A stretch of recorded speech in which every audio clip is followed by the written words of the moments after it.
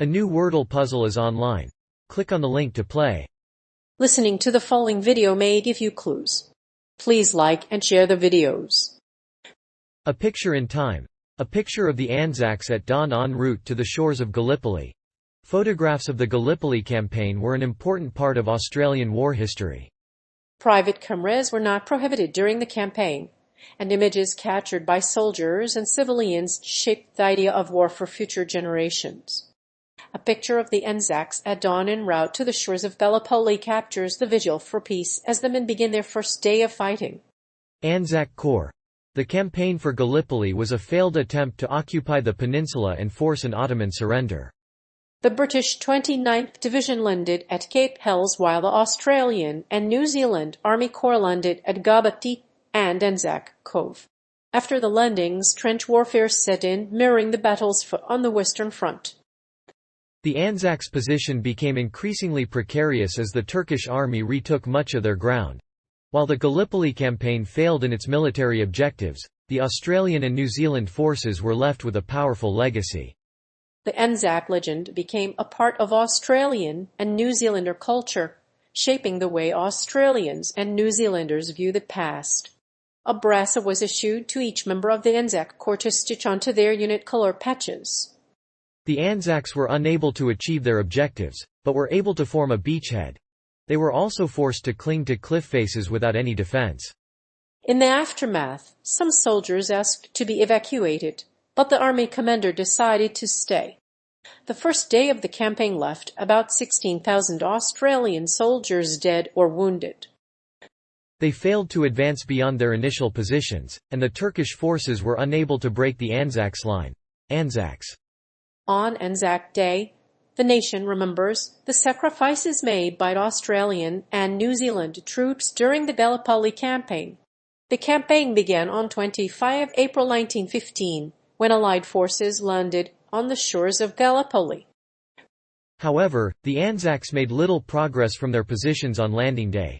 Lord Kitchener decided that the troops should evacuate the peninsula and end the campaign in late December.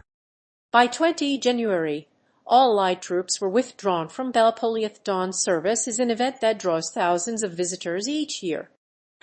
Typically, visitors attend the dawn service with a tour group, and this makes it an unforgettable experience. There are two separate national services held at the Gallipoli Peninsula: the Australian service in Lone Pine and the New Zealand service at Chinook Bear. During the dawn service, the official party is seated on a platform in front of the cemetery. After the service, visitors can relax in the cemetery and take photos. The Anzacs were to be evacuated in 3 stages. The first stage involved a small reduction in manpower and equipment. The troops were left for defensive purposes. The second stage involved a larger reduction of men and equipment. At the end of the third phase, the Anzacs were reduced to only 26,000 men. Those left behind would be buried in the cemeteries. Anzac Corps landings. The Anzac Corps landed at dawn on 25 April 1915. The commander of the Anzac Corps had wanted the initial landings to take place in the darkness. However, it was too late for that, as on that night the moon did not set until 2:57 a.m. That meant that the ships would lose their surprise when they sailed up to shore in the moonlight. This was a crucial point, as the covering force would not be able to reach the shore until 4:30 am, when dawn actually broke. The Anzac Corps landed on the 25th of April and set up camp on the 400 plateau. They would eventually be the first AIF troops to reach the shores of Gallipoli. They would be the first to establish camp at the peninsula, although Herbert's scouts would venture beyond Scrubby Knoll, the farthest AIF unit from the beaches. Anzac Corps Vigil. The Anzac Corps remained steadfast in their vigil at dawn for 7 days en route to Gallipoli. In recognition of their contribution to the war effort, the Anzacs are commemorated at the Anzac Commemorative Site. On April 25, the Anzac Corps will open the commemorative site and hold a reflective service and overnight vigil. Guest speakers will deliver addresses and tell folk stories. The Anzac Corps held a vigil at dawn en route to the battlefield. The men of the Anzac would keep watch for any enemy attack at the crack of dawn. The service originated from the traditional stanza in which troops would be awoken by the first rays of dawn. It was a form of alertness, and the vigil at dawn remains a ritual for many veterans. The ANZAC Corps landed on the Gallipoli Peninsula at dawn on Sunday 25 April 1915. Though the Anzacs failed in the battle, they left a powerful legacy for future generations. The Anzac identity and legend was born at Gallipoli. Anzac Day was officially designated on April 25, 1916. In honor of the Anzac Corps, a vigil at dawn is held at the site of their landing. Anzac Corps suffocation.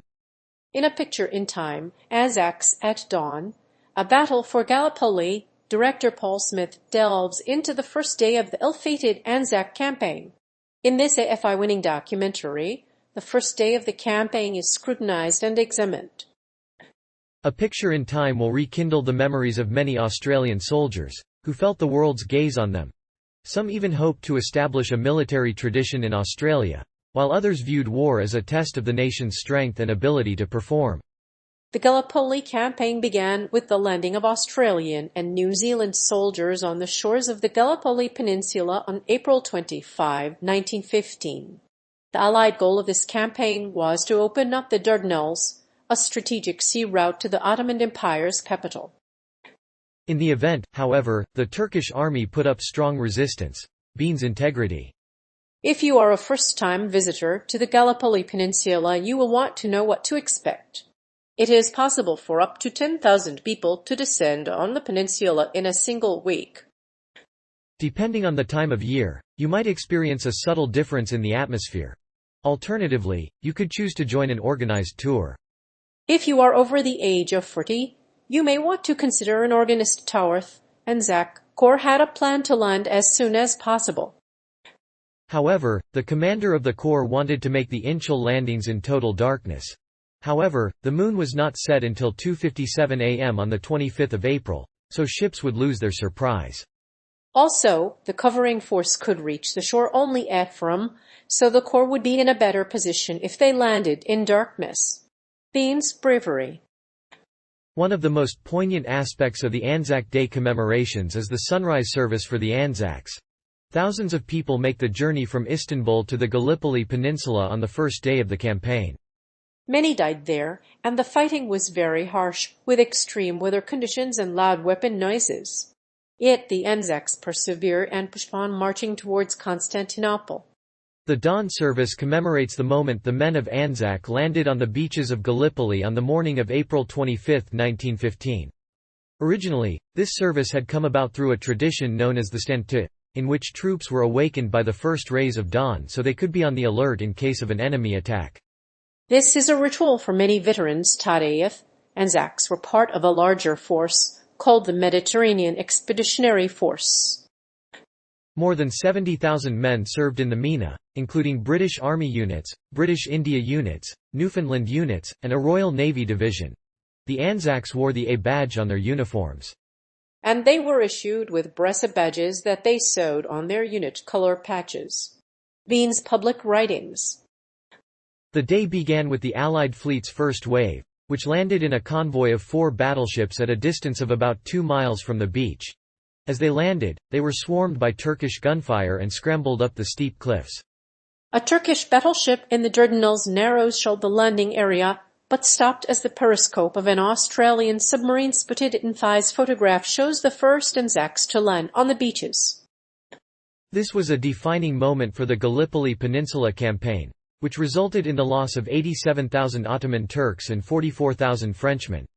The Anzacs' ensuing battle was the turning point that brought Australia and New Zealand together, but it was not an easy one. The Anzac Corps was instructed to land on the beaches as early as possible. However, the commander wished to make the initial landings in darkness, which would rob the Allied force of the surprises sought. The moon had not set on the morning of the 25th of April, so ships approaching the shore in moonlight would lose their surprise. In addition, the covering force could not arrive until 4:30 a.m.